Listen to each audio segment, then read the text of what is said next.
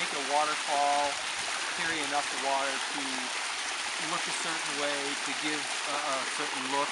It varies considerably. But typically, in a waterfall like this size, we're only running 60 to 70 gallons a minute over the waterfall, and we can create a pretty good look with that amount.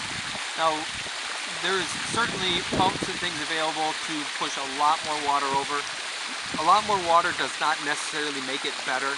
Again, the more splashing, the louder the sound. We're looking for just enough sound to create what we think is a good experience in terms of an audible level to be around.